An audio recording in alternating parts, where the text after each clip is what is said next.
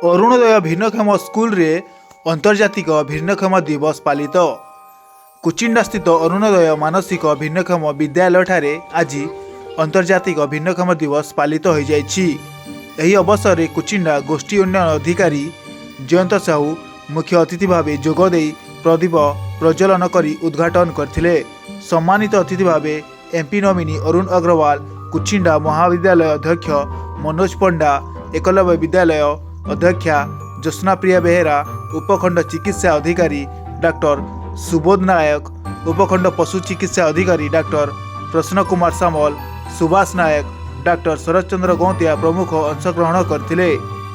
एही अवसर में अतिथि माने भिन्नक्षम शिशु माने समाजर बोझ नुहंती बरं समाजर दायित्वबोध को दर्शाई थाए बोली कहिबा सह एही दिव्यांग शिशु मानक परिवार माने बोझ न भावी समाजर मुख्य स्रोत रे सामिल करिबा पाई सरकारक विभिन्न योजना रे सामिल करने को आह्वान देथिले।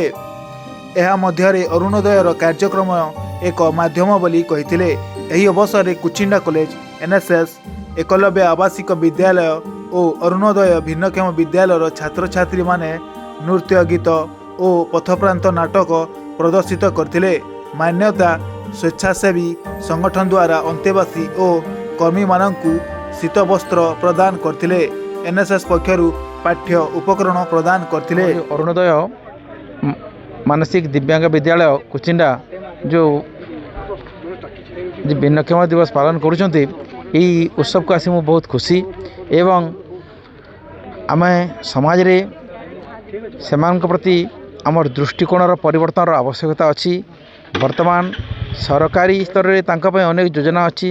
समाज रे मध्य आमर सकारात्मक मनोभाव तांकर जो अछि उन्नति रे आहुरी सहायक हब एवं सेमानकर निश्चित भाव से जो अवहेलित होकर थिले आउ समस्त प्रकार सहयोग रे सेमाने वर्तमान सक्षम हेबे एवं समाज आमे जेमिति सक्षम व्यक्ति जेमिति सब काम करवा सेमानक पाखे मध्य सब कार्य करि पारिबे तांकर विभिन्न स्तर रे बोली मोर आशा।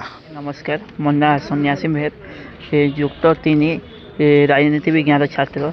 आज जो यहाँ होम वर्ल्ड डिजेबिलिटी डे, तो से आम अरुणोदय विद्यालय जो कार्यक्रमटा कराई सूचना देवार अच्छी कि माने बहुत सारा लोक ए भावती कि विकलांग माने अक्षम सब माँ बापा धारणा थाए या तो फिर आम गाँ पड़ोशी धारणा थाए कि से विकलांग होने कि से किसी करें।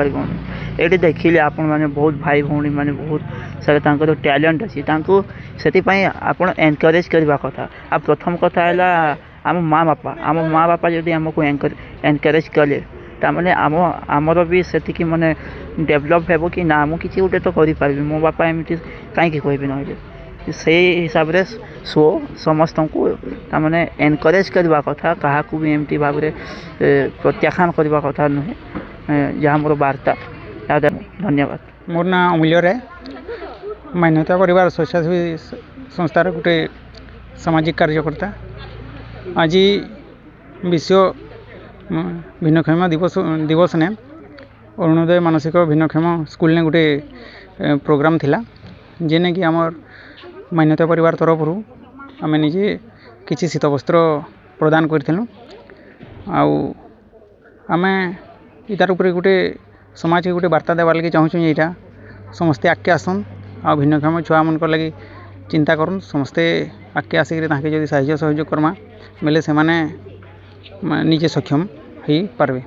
आज अंतर्जातीय भिन्नक्षम दिवस एवं अरुणोदय मानसिक भिन्नक्षम विद्यालय रे पालन करा जाउतला एवं आमे जातीय सेवा योजना तरफ आसीथिलु। कुचिंडा महाविद्यालय 13 जन स्वेच्छासेवी को नेकी आमे आसीथिलु एवं पिला मानक द्वारा गोटे पथप्रांत नाटक एने परिवेशित हेइथिला। भिन्नक्षम मानकर तांकर टैलेंट को लेकिन आम देखुलु जे विद्यालय भी पिला माने तांकर विभिन्न प्रकार तांकर प्रतिभार अधिकारी से माने अछन एवं तांकर से कला एवं से प्रतिभा के आज से माने इने गोटे सुजोग पाइले शो करबार लगी तो समाज रे आम देखसु जे भिन्नक्षम कहले लोक मानकर गोटे अलग प्रकार नजारा थीसी किंतु से माने भी आमर प्रकार ही आन आमर लेखे समान ही आन आमे से को स्नेह आदर करबार कथा एवं समाज रे मेन स्ट्रीम रे आमे तांकू जोड़ी के रखबार कथा।